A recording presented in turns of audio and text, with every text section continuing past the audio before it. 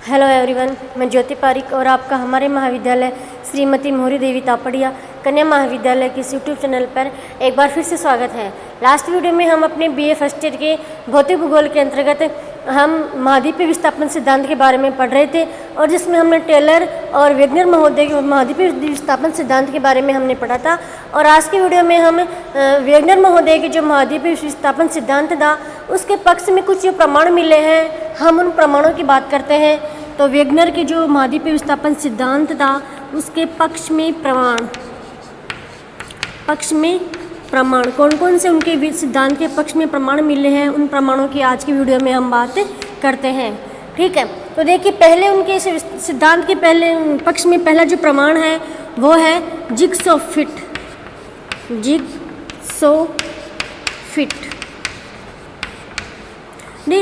Fit का मतलब है जैसे मान लीजिए कोई वस्तु है वो टूट गई, ठीक है, उसके दो भाग हो गए, फिर हमने क्या किया, उसके दोनों भागों को आपस में चिपका दिया। अगर वो दोनों भाग आपस में आसानी से चिपक गए तो हम क्या मानेंगे कि वास्तव में ये जो वस्तु है वो पहले एक ही थी और बाद में टूट गई। ठीक है, तो इसी का मतलब ये है कि जिग्सॉ फिट। अब देखिए आपके विश्व के मैप में देखिए यहाँ पे आपका दक्षिण में जो दक्षिणी अमेरिका है, ठीक है,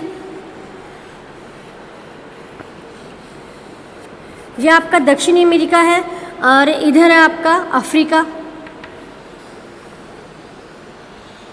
ठीक है, ये आपका अफ्रीका है, अफ्रीका महाद्वीप है। अब देखिए इधर ऊपर आपका है उत्तरी अमेरिका महाद्वीप,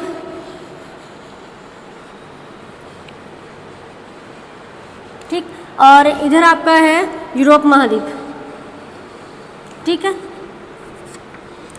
अब देखिए जिग्सॉ फिट का मतलब ये है कि जैसे मान लीजिए ये आपका दक्षिणी अमेरिका है और ये आपका अफ्रीका महाद्वीप है। तो देखिए दक्षिणी अमेरिका का ये जो पूर्वी भाग है, ठीक है, ये पूर्वी तट है, इस तट को अफ्रीका महाद्वीप के इस तट के पास में सटाया जाए तो ये आसानी से आपस में सट सकते हैं। ठीक है, ये इसका ये भाग है और इसका ये वाला भाग अगर इसको हम यहाँ से उठा के यहाँ पर हम फिट करें तो ये आसानी से फिट हो सकता है। ठीक है, और आप यहाँ भी देखिए कि यहाँ पे उत्तरी अमेरिका है और यहाँ पे यूरोप महाद्वीप है, तो इन दोनों के भागों को भी हम आपस में लगाना चाहे तो आपस में ये फिट हो सकते हैं। तो इसका ये होगी, इसका मतलब है जिग्सॉ फिट कि मतलब दक्षिणी अमेरिका का ये तट, पूर्वी तट और अफ्रीका का पश्चिमी तट को आपस में फिट किया जा सकता है। इसको उठा के यहाँ पे फिट किया जा सकता है। देख लीजिए ये और ये, इसमें दोनों पे आपस में समानता मिलती है आपको, इसको हम यहाँ पे फिट कर सकते हैं। ठीक है, तो ये हमें प्रमाण मिला है। इसके आधार पर भी हम कह सकते हैं कि वास्तव में पहले कोई भौगोलिक काल में, किसी भौगोलिक काल में ये जो पूरा स्थलखंड है आपस में एक होगा, फिर बाद में इसका विभाजन हुआ है। ठीक है, अगला इसका जो प्रमाण मिला वो है पर्वतीय क्रम में समानता। पर्वतीय क्रम में समानता। ठीक है, अब देखिए ये दक्षिणी अमेरिका का जो पूर्वी तट है और अफ्रीका का जो पश्चिमी तट है, इस तट के पर्वतीय क्रम में और इस तट के पर्वतीय क्रम में समानता भी पाई गई है। ठीक है, इससे भी हमें पता चलता है कि प्राचीन काल में ये स्थलखंड पूरा एक था और बाद में इसका विभाजन हुआ है। और इसके उत्तरी अमेरिका के पूर्वी तट और यूरोप के पश्चिमी तट में भी जो पर्वत पाए गए हैं उन पर्वतों में भी समानता देखने को मिली है। मतलब जिस तरीके के पर्वत यहाँ मिलते हैं उसी तरीके के पर्वत यहाँ भी देखने को मिलते हैं। इसलिए इससे भी हमें पता चलता है कि किसी समय में ये दोनों जो स्थलखंड आपस में एक ही रहे होंगे, बाद में इनका विभाजन हुआ होगा। ठीक है, तो ये भी उनका एक प्रमाण मिला है। अगला इसका जो प्रमाण मिला है शेल क्रम में समानता। शेल क्रम में समानता। अब देखिए उत्तरी अमेरिका के पश्चिमी तट पर जो भी शेल पाई जाती है, जो भी जीवाश्म पाए जाते हैं उन जीवाश्म में, और यूरोप के पश्चिमी तट पर जो जीवाश्म पाए जाते हैं उन जीवाश्मों में आपस में समानता पाई गई है।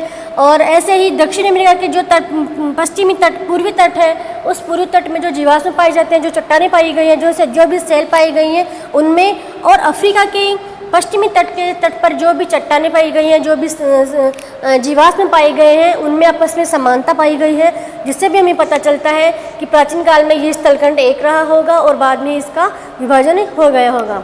ठीक है, तो ये भी इसके पक्ष में एक हमें प्रमाण ही मिला है। अगला इसका जो प्रमाण है वो लेमिंग। तो देखिए, लेमिंग एक समुद्री जीव होते हैं, छोटे छोटे समुद्री जीव हैं जो पाए जाते हैं ग्रीनलैंड, ठीक है, और नॉर्वे में। ठीक है, इस स्थान पर ये जो लेमिंग नामक जो समुद्री जीव हैं वो पाए जाते हैं। ठीक है, एक काल में क्या हुआ, ये लेमिंग नामक जो जीव हैं वो एकदम से आके उस और अटलांटिक महासागर में गिर गए।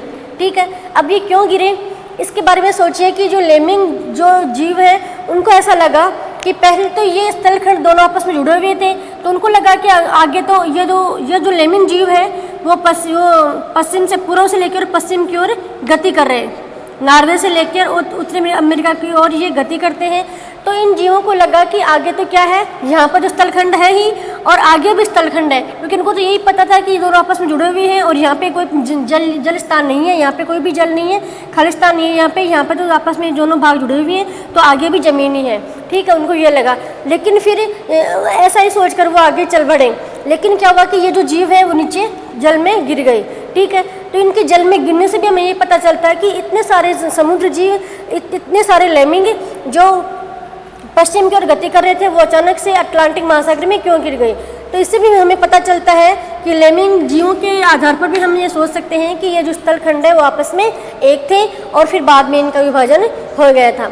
इस प्रकार से ये चार ही जो प्रमाण है वो हमें वेगनर महोदय के इस महाद्वीपीय विस्थापन सिद्धांत के बारे में प्रत्यक्ष प्रमाण मिलते हैं कि इन प्रमाणों के आधार पर हम कह सकते हैं कि इनका जो सिद्धांत है वो सही है। इनके अकॉर्डिंग जो इन्होंने बताया है कि प्राचीन काल में ये स्थलखंड कार्बोनिफेरस युग में ये पूरा स्थलखंड एक था और बाद जुरासिक और ट्रेसिक काल तक इसका विभाजन हुआ। इसके पक्ष में हमने ये चार प्रमाण के बारे में हमने पढ़ लिया है। ठीक है, पहला इनका प्रमाण था जिग्सोफिट, जो मैंने बताया कि इसके तट को और इसके तट को आपस में मिलाने से हमें पता चलता है कि वास्तव में पहले ये दोनों भाग एक थे। अगला प्रमाण है पर्वतीय क्रम में समानता। यहाँ पे जो पर्वत मिलते हैं, यहाँ पे जो पर्वत मिलते हैं, उनके क्रमों में, उनके विशेषताओं में समानता पाई जाती है। इससे भी हमें पता चलता है कि वह पहले ये स्थलखंड आपस में जुड़े हुए थे। अगला है शैल क्रम में समानता, मतलब यहाँ पे जो भी जीवाश्म पाए गए हैं उन जीवाश्मों के आधार पर भी हम कह सकते हैं कि ये जो स्थलखंड आपस में जुड़े हुए होंगे। और फिर लेमिंग है, तो लेमिंग ने भी मतलब अटलांटिक महासागर में ये कूद गए जल में, अटलांटिक महासागर में इतने सारे लेमिंग गिर गए। इससे भी हमें पता चलता है कि ये स्थलखंड है वो आपस में एक रहे होंगे। फिर देखिए, टेलर महोदय और वेगनर महोदय ने भी अपने सिद्धांत में कुछ कमियां छोड़ दी है। उन कमियों के बारे में भी हम पढ़ लेते हैं इसी वीडियो में।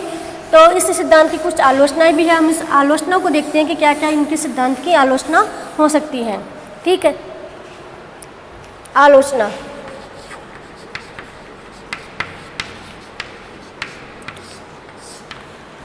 देखिए, इनके सिद्धांत की पहली जो आलोचना है वो इस प्रकार से हो सकती है कि अटलांटिक तटीय साम्य में कमी।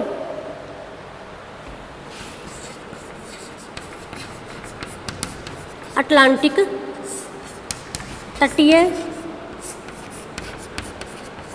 साम्य में कमी, मतलब हमें जो प्रमाण मिले, हमें ये प्रमाण मिले थे कि अटलांटिक महासागर में जो भी दक्षिणी अमेरिका है, उस दक्षिण अमेरिका के पूर्वी तट और अफ्रीका के पश्चिमी तट में समानता पाई गई है। इसीलिए हम कह सकते हैं कि दोनों तट आपस में जुड़े हुए थे। लेकिन अगर हम इनको मिलाते हैं, अगर हम दक्षिणी अमेरिका के पूर्वी तट और अफ्रीका के पश्चिमी तट को हम आपस में मिलाते हैं तो ये बिल्कुल फिट नहीं हो सकते। इनके बीच कुछ जगह अवश्य ही छूट जाएगी। इसलिए ये तट आपस में बिल्कुल अच्छी तरीके से फिट नहीं होने से भी हम नहीं कह सकते कि ये तट आपस में समान या फिर एक रहे होंगे। मतलब हम इनको जोड़ेंगे तो इनके बीच कुछ न कुछ स्थलखंड छूट ही जाएगा, ये बिल्कुल आसानी से फिट नहीं हो पाएंगे। अगली इनकी आलोचना है मध्य अटलांटिक कटक की उपस्थिति। मध्य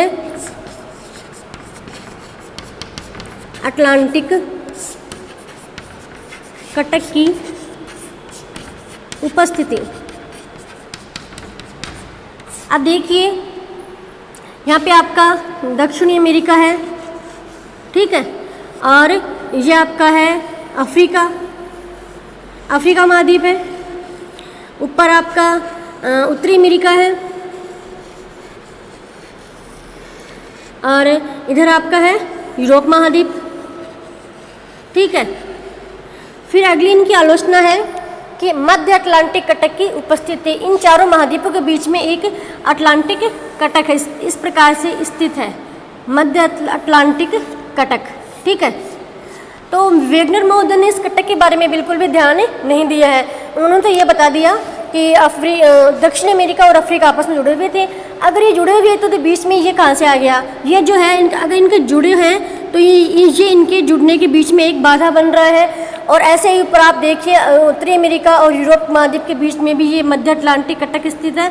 इसी कारण से ये दोनों भाग आपस में नहीं जुड़ सकते, ठीक है।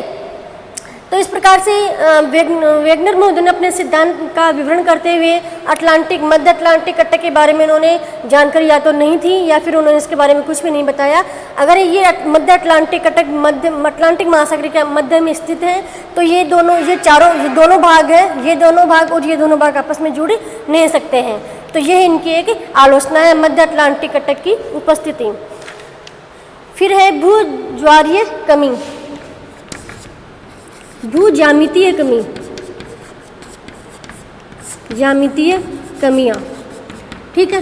वेगनर महोदय ने बताया है कि उत्तरी अमेरिका के पश्चिम की ओर विस्थापित होने के लिए सूर्य और चंद्रमा के द्वारा जो गुरुत्वाकर्षण बल है वो प्रभावी रहा। कौन सा बल? गुरुत्वाकर्षण बल।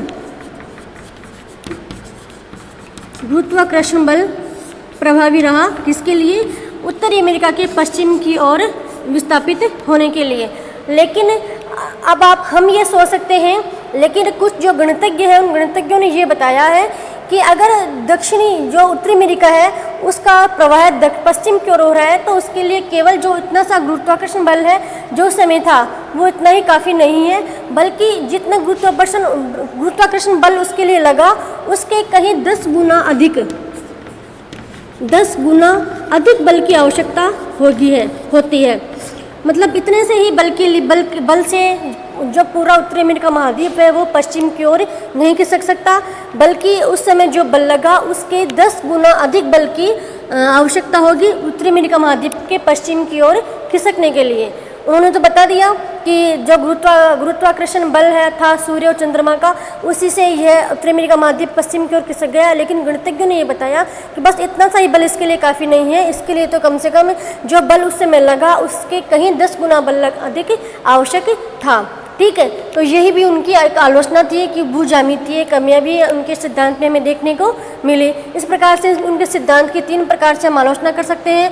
पहला है अटलांटिक तटीय साम्य में कमी, मतलब जो भी ये तट है दक्षिण अमेरिका का पूर्वी तट है और अफ्रीका का पश्चिमी तट है, अगर इस तट को हम आपस में मिलाए जाएंगे, इस तट को हम यहाँ पे रखेंगे तो कुछ ना कुछ बीच में शेष भाग रह ही जाएगा, एकदम पूरा फिट नहीं हो पाएगा। अगली उनकी आलोचना सबसे महत्वपूर्ण आलोचना थी कि मध्य अटलांटिक की उपस्थिति। अगर ये दोनों भाग और ये दोनों भाग आपस में जुड़े हुए तो ये मध्य अटलांटिक कटक बीच में कहाँ से आ गया? अगर ये मध्य अटलांटिक कटक उपस्थित है तो ये दोनों भाग आपस में नहीं जुड़ सकते, ये दोनों उनके जुड़ने के बीच में एक बाधा बन रहा है। अगली उनकी जो कमी थी वो थी भूज्यामितीय कमी, मतलब उन्होंने गुरुत्वाकर्षण बल के बारे में बताया, लेकिन इतना ही बल उत्तरी अमेरिका के महाद्वीप में पश्चिम की ओर खिसकने के लिए काफ़ी नहीं था, तो इसके लिए और 10 गुना बल अधिक होना चाहिए था। मतलब इस प्रकार से जो वेगनर ने अपना महाद्वीप विस्थापन सिद्धांत बताया था उसमें भी कुछ आलोचनाएं की गई है जिनके बारे में हमने पढ़ लिया है। और आज का वीडियो हम यहीं समाप्त करते हैं और हम नेक्स्ट वीडियो में नए टॉपिक लेके आएंगे। तब तक के लिए धन्यवाद।